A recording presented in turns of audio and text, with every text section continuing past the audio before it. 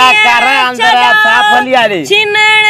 जोई न प्यार आ मुझी तयाद सा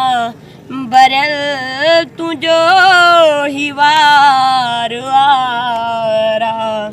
छिनी भला मकिया छड्या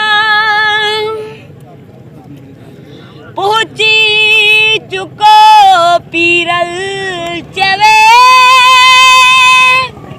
आदिर बाल बनते दम मुखा पुछी तो छा मिठा मुखे ना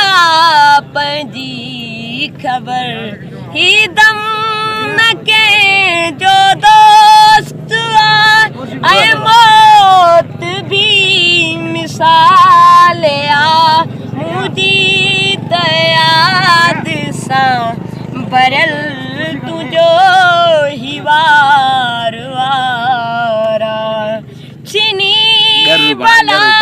माकी छड्या बस प्यारे उस्ताद असलम कुंभरिया जी को हम तव्हांजे अॻियां पेश कंदुसि। सावण जिया सार अखियन में तरसी पौ तूं यार अखियन में तरसी पौ तूं यार अखियन में सावण जिया सार अखियन में तरसी पौ तूं यार अखियन में तरसी पौ तूं यार अखियन में इश्क थियण खां पोइ पुछजां इश्क थियण खां पोइ पुछजां कीअं पवन था डार अखियन में तरसी पौ तूं यार अखियन में तरसी पौ तूं यार अखियन में शाम सिभू बस रहंदा आहिनि शाम सिभू बस रहंदा आहिनि पेट बुखायल हयाती बच्चा मिठा मैं मरदा प्या मेरी हयाती बच्चा मिठा मैं मरदा प्या मेरे दर्द तू जान छुड़ा मिठा मैं मरदा प्या मेरी सूरत तू जान छुड़ा मिठा मैं मरदा प्या मेरी हयाती बच्चा मिठा मैं मरदा प्या मेरी हयाती बच्चा मिठा मैं मरदा प्या क्या मैं मतूरा बेबे कसूरा क्या मैं मतूरा बेबे कसूरा ते तू मैंने था करा ते तू बड़ा बता ये भागा जल्दी वगा मिठा मैं मरदा प्या मेरी हयाती बचा मिठा मैं मरदा प्या मेरी हयाती बचा मिठा मैं मरदा प्या ला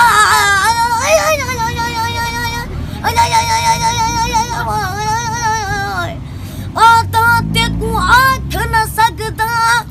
आता तेकू आख न सकदा मैं आशिक तेरे दमदा वो आता तेकू आख न सकदा मैं आशिक तेरे दमदा मैं आख्या मेरा आख्या न मनिया मेरा आख्या केड़े कमदा मैं आख्या मेरा आख्या न मनिया ओ मेरा आख्या केड़े कमदा वो तन ला गयूं तन चीर गयूं छोटे मासूमी सनदा आखे गुलाम फरीदा एक तेरे खातिर मैं नौकर हर कहीं दर जानी होने वाला तू मोड़ा दिखा तू जानी होने वाला तू मेरा दिखा तू तेकू बदा तेकू मिन्नत करा ए रोती दिल विदरा मिठा मैं मरदा प्या मेरी हयाती बचा मिठा मैं मरदा प्या मेरी हयाती बचा मिठा मैं मरदा प्या मेरी दर्द तो ना के दिखा तो तुम्हारे उस मैं मरदा प्यार तेरी आंखों के दरिया का उतरना भी जरूरी तेरी ही आंखों के दरिया का उतरना भी जरूरी था तेरी आंखों के दरिया का उतरना भी जरूरी था मोहब्बत भी जरूरी थी बिछड़ना भी जरूरी था कि हम दोनों तवा पे आरज़ू करते तेरी आंखों के दरिया का उतरना भी जरूरी था वाह वाह वाह